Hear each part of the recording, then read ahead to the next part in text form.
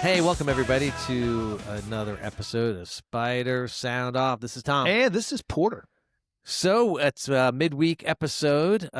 We have a special guest coming up. I won't spoil that. You'll kind of see that in a couple minutes. I do have a few other notes to bring up. So I went to the local for the coaches show on Monday. Oh, nice. Monday it's always night. fun. AP was there. He's certainly entertaining, talking about his UConn days, also obviously about kind of his big game just this past week. He doesn't have his rings. I asked him that. They're back in Greece, so he's keeping them safe back in Greece. But I asked Jason, have we ever had anyone from Richmond who has 2 championship rings? And he was wondering, has any of the football players who won the championship, did they ever get a championship in something else? That's a great question. But he may be the only Richmond player to ever have 2 championship rings. National championship rings. That's right. National championship rings. I met someone, a Richmond fan, and maybe a fan of ours, Larry, who said we're doing a great job. So I really appreciate that, Larry. He did have a complaint. Okay.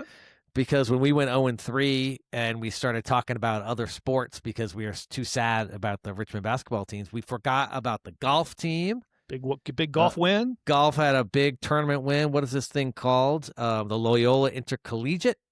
That was, I don't know, the 17th or 16th at Independence. And we had a sophomore, Carson Baez, captured his first collegiate title, 17 under 199. That's obviously, multiple rounds. That's the lowest tournament score for a program record by 4 strokes. Not bad. So we got a stud sophomore. He was a 6 under 66 on Tuesday to secure that 4-stroke. I shot a 66 on the front 9 one time. So I've done that many, many times. So congratulations to the golf team. Technically, it might have been the first 7 holes, but yeah, that's right. But anyway, so that fun little one Monday other fun night. note: this men's lacrosse team is number 3 in the nation. Number 3. Holy cow, crazy. that's insane. We have a special guest today. Let me give a little introduction. The state champ from John Marshall. Is that 2-time? 2-time. State champ from John Marshall. Yeah. Current and 4-time A10 Rookie of the Week winner. You scored double digits 18 times so far as a freshman. And anyone who's seen us play knows how much energy you inject into our men's team. I'd love to introduce Aiden Argabright to Spiders Sound Off. Thank you for having me. Welcome, Aiden. It's great to have you on. Before we get started, tell us a little bit about your journey through high school. Tell us about playing basketball in high school. Where did you start? Where did you end up? How were you thinking about, possibly a college career? Well, I started off at St. Stephen St. Agnes School in Northern Virginia, Alexandria. I was there my freshman and sophomore year. Great team, great program I was a part of, and I knew I had to take my career to a different. I was trying to get to a different level. So I made the decision to go to John Marshall down in Richmond, Virginia, but me and my family thought it was the best decision for me. So went to John Marshall, Coach White. I was there my junior and senior year. I was able to win 2 state championships. And Richmond was recruiting me since my sophomore year. So I had a good connection with Coach Gipe and the coaches since my sophomore year, and they recruited me. And I just felt like this was the best place for me. Awesome. You were also playing AAU along with high school basketball. Tell us about how the 2 programs, AAU and high school, work together for somebody who's coming up through the ranks. Yeah, so I played with New World, and my St. Stephen St. Agnes head coach, he was the assistant coach for my New World team. So I had a bond with them, and I've been playing with New World since I was in the 6th grade. So it's been, it's like family to me. So I've been going back and forth. I go back way back with those guys. So it just meant a lot. So what made you choose Richmond? So you said, I guess we were talking to you for a long time. Yeah. I'm sure you had some options. What made you come to U of R? I just had a good bond with the coaches, I felt like, and I felt like I fit the program really well and the system when everything they were trying to build, small guard youth, that's what they call it. So yeah, so a lot of guys I got to watch Gilliard and Gilliard, King, Kevin Anderson, they compared me to all those guys. So I just feel like it was the best place for me. Yeah. It's worked out really well so far. I'm sure you've been, in a weird way, like you're happy with your performance. Yeah. But the team has struggled some. Like, how do you balance that of like feeling good that you're having a good freshman year, but knowing kind of the team is not reaching the heights that I'm sure you'd love to see it reach? I mean, yeah, it's tough, but at the same time, you just got to think about the positives. Just got to move on to the next game. We're still in the season. We still got some hope left, but I'm blessed to be in this position that I am in right now. So I'm grateful for it, and just going to keep building on this. Yeah, I mean, it's easy. Just don't lose any games for the next 3 or 4 weeks, right? Yeah. Super easy, right? Yeah. Aiden, who did you model your game after growing up? Growing up, Yeah, who was like the person you looked up and said, "I want to play like that"? growing up, I used to watch a lot of Kyrie because Kyrie on the Cavs with LeBron. Used to love watching him. I didn't try to model my game after him because Kyrie's one of one, of course. But just watching that type of guy, and then try to go on the court and do the moves, whatever. I couldn't do it at the time, but but yeah. Oh, that's awesome. I got to watch you twice this summer, once early in the summer and then once in September in practice. And I think I went on the record a long time ago saying that Aiden took the biggest step forward of anybody I saw in practice over the summer. That tells me you work really, really hard to get better every single day you show up. Tell us about how you approach practice and how you think about improving every single day. Well, when I first got here, it was just getting my feet wet a little bit, so it was definitely different for me. College, of course, is different, but I just try to attack every day with the same mindset, go kill, get better day by day, and that's what that's what I'm here for. I'm trying to get better. So yeah. Awesome. Now, one skill I think you brought to the table was the ability to get fouled a lot. Yeah. So I don't think you learned that here. How did you develop that skill of driving and really getting that foul? Well, some people say it's the hair, but I don't know. I feel like I've always had this skill, just getting fouls. Growing up, I felt like playing against, playing in the DMV, I feel like a lot of guys like to foul a lot, so I felt like I was good at like drawing fouls, trying to bob my head back a little bit. But I've always just had that skill. Yeah, you've got the head whiplash kind of. Yeah. We love it. Yeah. I think the hair does exaggerate the head whiplash too. It makes it obvious for people to see that you drew contact, which is great. Yeah, the refs during the Davidson game actually told me that the hair makes it hard for them to call calls for me. So he was on. Yeah. Oh, that's funny. Yeah. Tell us about your college experience so far. Who are you rooming with freshman year? Which dorm are you living in? I'm in Marsh Hall. I'm with Will Harper. Okay. Great guy. He hasn't seen his floor that much this year. He's battling injuries right now, but he's a great guy. I know he's going to be great here. Yep. Did you play against Will when you lived up in the DMV? Yeah, I actually played him a couple of times. He played with Premier. I played with New World. I got him a couple of times with New World. And he played with Gonzaga. I played against him at Gonzaga. He beat me there. Yeah.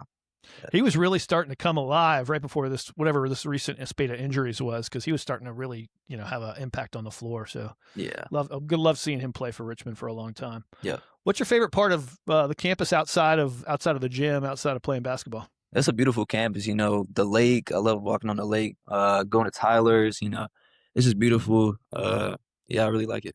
It's nice. Hey, I'm curious. We've seen a bunch of different uniforms this year for the Spiders. Do you have a favorite? Favorite, probably the red ones when we played at home. It was like the throwback jerseys, but that was probably our worst loss this year. So, yeah. Was that the Davidson game where we wore those? Yeah. Oh, yeah. They were beautiful jerseys. That was a great jersey. Yeah, you lose like that, you don't want to wear those for a long time. Yeah. We'll bring them back in the fall. So what's the tell us about the favorite thing in the D hall. It's great. It's a great dining hall for people who might be thinking about Richmond. Tell us what Aiden eats when he goes over to the dining hall for lunch or dinner. I'm more of like a breakfast guy, actually. So when I go to breakfast, I try to get some strawberries or pineapples, and then I get an omelet. Usually get an omelet, bacon, ham, cheese. Yeah, it's really good. Do you stay away from the I know there's the frozen ice cream thing that you can just reach in there and get ice cream whenever you want. You stay away from that or not? I stay away from it. That's awesome. Okay, so now let's get into the fun business side of basketball. I think if you go 5 years ago, like freshmen worried about developing their game and playing and adjusting to a school, and they never had to worry about like, where am I going to play next year? It was, unless you were really unhappy or the coach was really unhappy, like that was kind of a rare occasion. I mean, Richmond's had transfers in the past, but it was usually like, once every few years we'd have a transfer. Like, how do you, as a freshman, balance like learning what it's like to go to college, playing in a league like the A10, and focusing on, Loyola Chicago, but knowing there's still this like what am I going to do next year, which is a question for like everyone on your roster. Yeah, I mean, it's definitely tough going into it. You're not really knowing some of the guys coming in. I think this year we had a lot of transfers, so it's tough learning a new system coming into this. So I think it's tough, but you just take it day by day, and it's something you just learn as you go. What are you thinking about graduating in while at Richmond? What's your major that you're kind of thinking about? Major, I'm trying to do business, but at the moment I'm doing communications. So both are good. Both are good choices. Yeah, for sure. And you're learning a lot about business from a young age too. So you got that added piece. Yeah. Speaking of business, do you have an agent that you work with, or how does that process work for you? No, I don't have an agent at the moment. It's just mainly me and my family. Okay. Yeah. Great. That's fantastic. Speaking of family, and obviously being in town with John Marshall for 2 years, like when you have home games, is there like the Aiden Argabright section, or like how are you able to get some of your family and friends to come watch you? Yeah, I have some coming from John Marshall sometimes. So it's different every time. I have a lot of family though. My parents make it to almost every home game. My sister in college, one of my sisters in college, and the other one's she lives in New Mexico, so they don't really make it as much, but definitely my parents. Do your sisters play any sports? They don't, but my sister actually graduated from VCU, so it's pretty funny. Oh, okay. Yeah. Okay. Well, we'll forgive her. Okay. Did she give you the business after the games?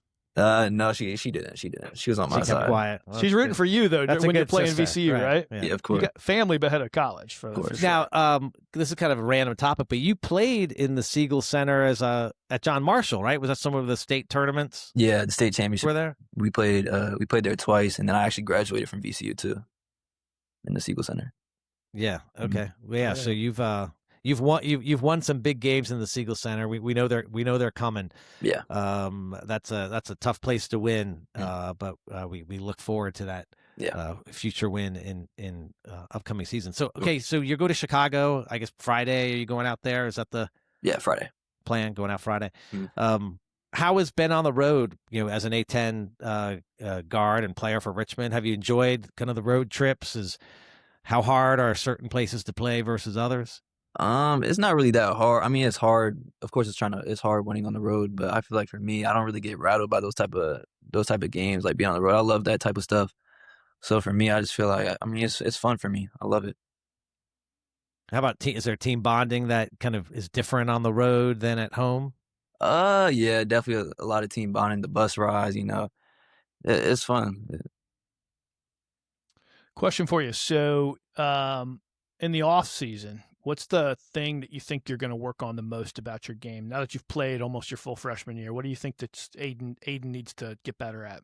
I would say my splits. I definitely need to get better at shooting. Of course, I feel like coming into college, I was shooting almost 50 from three. Now I'm shooting about like 35. So it's hard for me, but I gotta get better at that. It's something I gotta get better with, just getting more reps. Does that look like just show up at the gym and shoot 500 shots a day? I mean, how does that work? I would say yeah, but also like learning where my shots are going to be in the offense. I think now I have a better feel of where I'm getting my shots at. But obviously it's going to look a little different next year. But just getting a little more off the bounds, catch and shoot threes, all that type of stuff.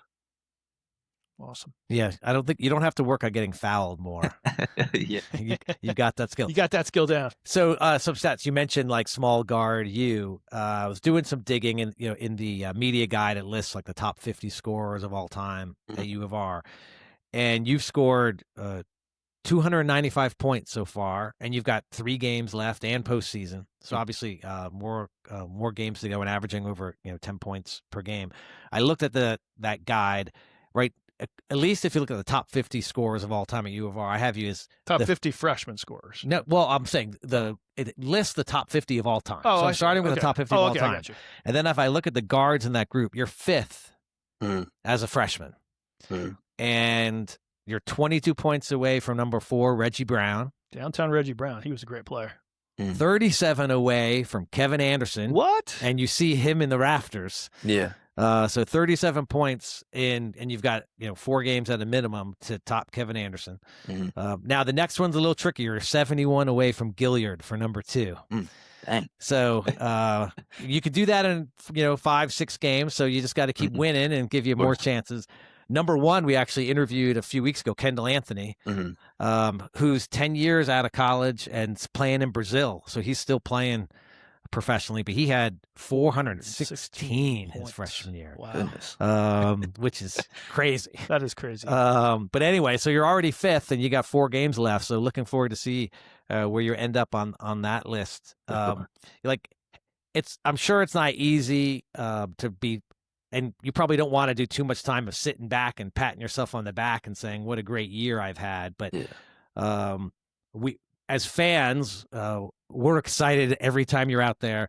It's funny, Porter, he's changed his opinion only because if you go back 3 months, he's like, Aiden's going to be a future great guard for us. And then it turned into like, Aiden is a great guard for us. And like the potential I think we saw in the practice and maybe less in the first game or 2 where it was hard because the competition was different.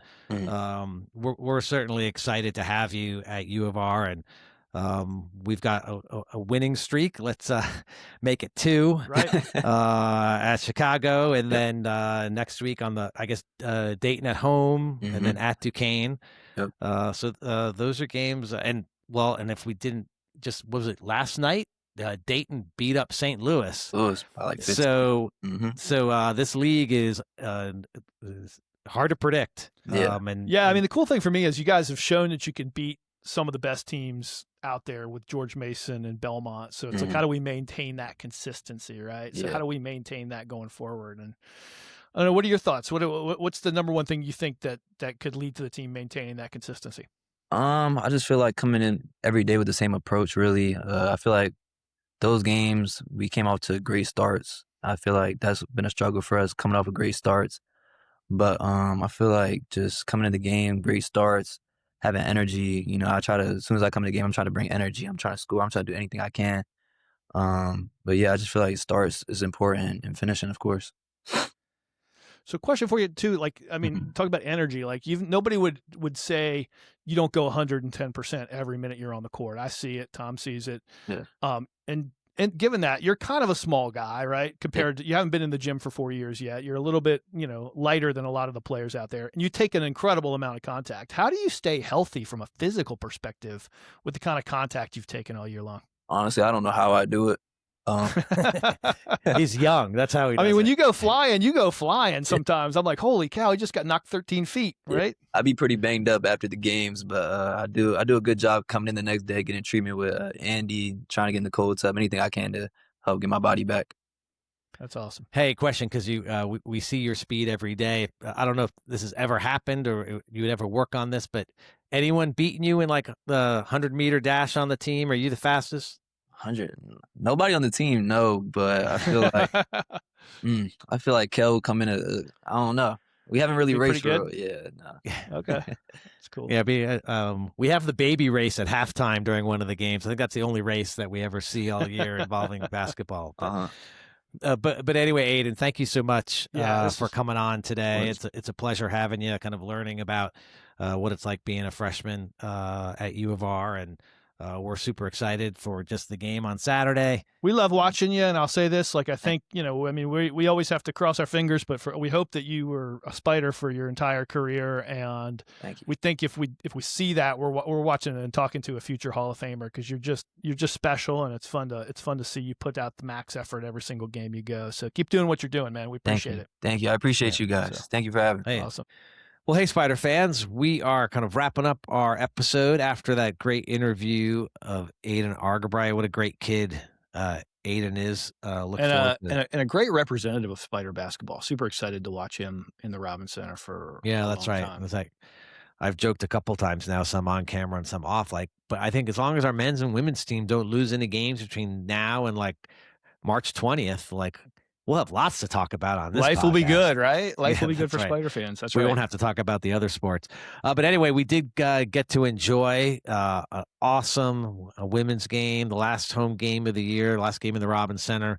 against Rhode Island. What a game that was.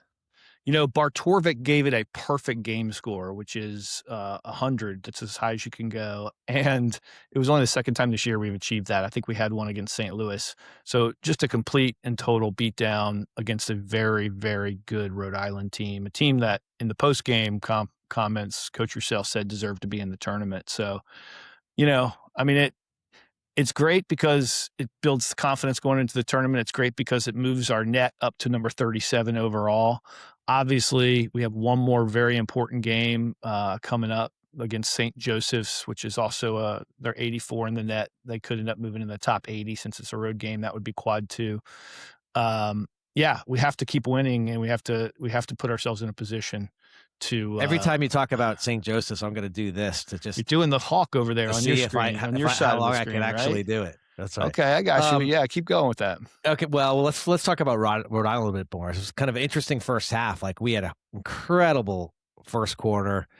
We didn't miss much at all. I think we were shooting like 67% or something after the first quarter. It was crazy, up 27-9. And sometimes I think of all we got to do is just hold, just be even with them the rest of the way, and we'll be fine. And then the second quarter came, and they had a good second quarter. Yeah. We scored 5 points. Maggie in the got second 2 quick quarter. fouls. They pulled her out, and Rhode Island turned the table on us in Q2. We thought it was bad when we were scoring 9 a quarter in some of those more those recent losses, but 5 a quarter. Ooh, that was ugly. But you still had the lead because of the big first quarter. I think I said if I told you we're going to have an 8-point lead and Maggie had 3 points and 2 fouls at halftime, you would take it every day of the week. And yeah, sure that's enough, right. And then and we outscored them by 6 in the third and by 12 in the fourth. So ended up a blowout. Got to see pretty much all the freshmen at the end of the game on the floor. So and obviously some during the game, but during more important parts of the game, I guess. But it was fun and really surprising what a blowout that game was. Yeah, we shot 53% from 3. There's going to be a lot of games we can win when we shoot 53% from 3-point land. Maggie, I think I heard Coach say, was plus 38 in 29 minutes. That's an unreal way to finish your last game in the Robins Center. Hopefully your last game in the Robins Center. Because if we're back in the Robins Center, it means we're hosting an NIT game, which I don't think we want. Yep. So that was just an unreal thing. And then, you saw Alicia Newell. Something was right with her 3-point shot, because she went 5 for 6 from 3 and just looked super confident. 20 points. I think that's a career high for Alicia.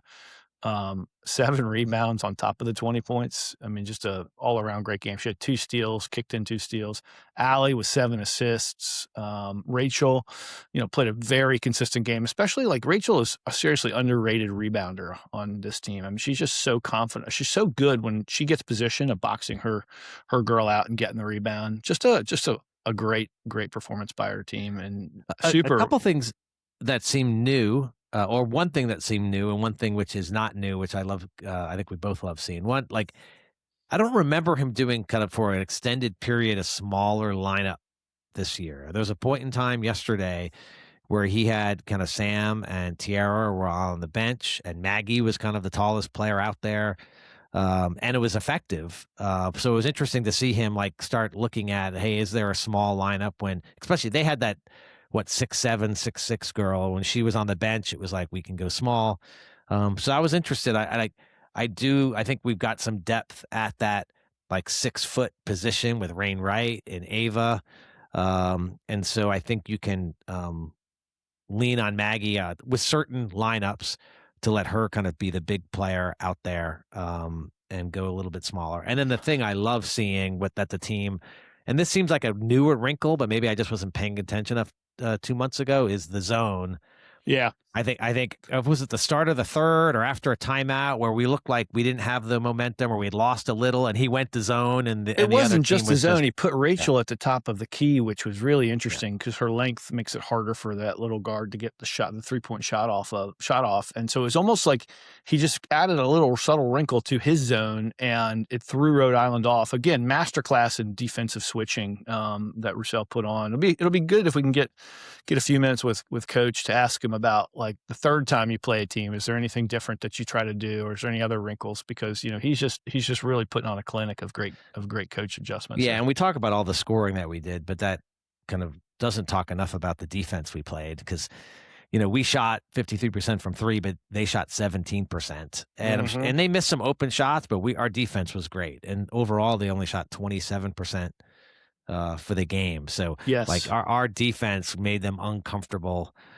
They drive and get doubled, or they just weren't seeing enough open looks from outside. So the defense was super aggressive, and that allowed it. Not just the shooting always helps, but we've seen games really on both sides, men's and women's, where it's like one team is lighting it up, but so is the other, and you end up with a battle.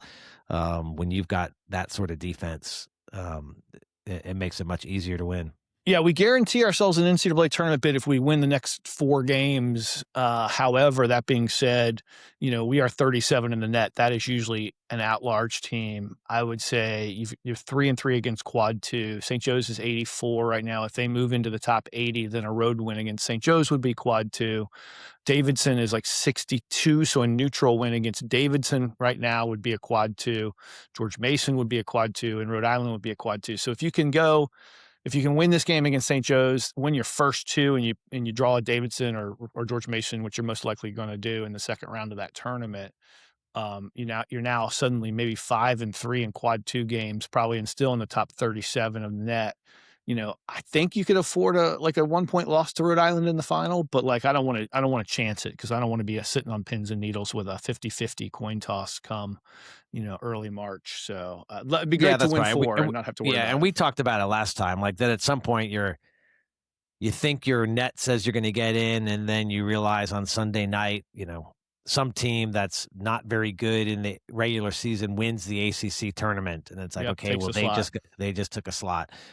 So yeah, I do think, well, I'm very hopeful, and I'm confident that when that team gets into the Henrico building, like Maggie will, and not just Maggie, kind of remind everybody that was there, and for those that weren't there, like what it felt like to lose that game in the conference tournament, and like we're not letting that happen again. And Maggie talked about it some in the post game or in other interviews of like what it was like 2 years ago when they won it, and how incredible that was.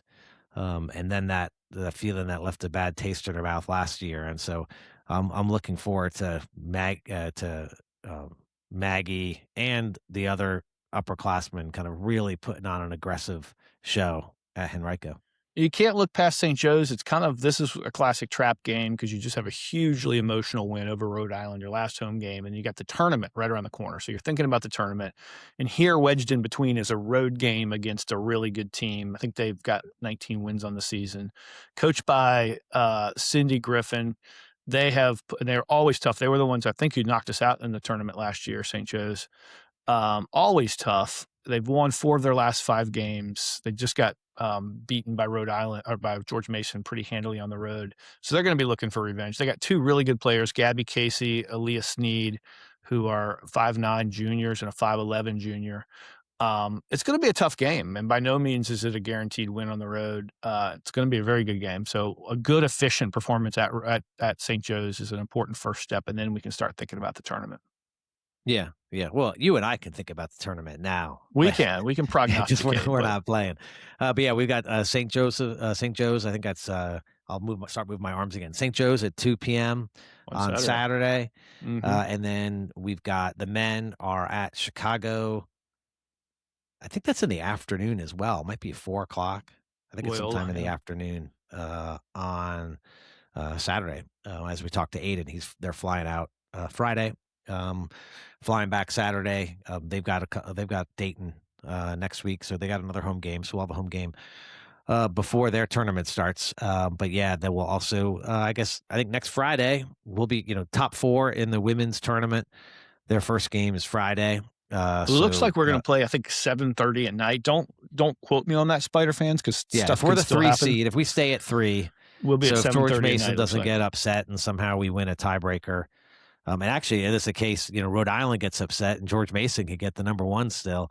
Yeah. I don't think we want that just for Rhode Island's net. I don't think George Mason or Rhode Island will lose their last game. Unlikely. So I'm guessing we're going to be the 3, which, Friday night's games, gives a chance for people to come after work, come out and support the ladies. So it'd be great. It'll be great. Yeah, For that's sure. right. So we'll be there for sure. Hope to see you guys there, and also I guess before there at the Robins Center for the men's game at Dayton. We'll talk before then for sure. Anything else you want to Nothing cover else. today? Just a great last game to watch in the Robins Center. Big crowd last night for the ladies. Super excited for the tournament, and let's keep this thing going because this has been a special season on top of a really special season last year. I just want to see these ladies go out in style. That's right. Okay, so until next time, this is Tom. And this is Porter. And this is Spiders sounding off. See ya. Talking hoops, women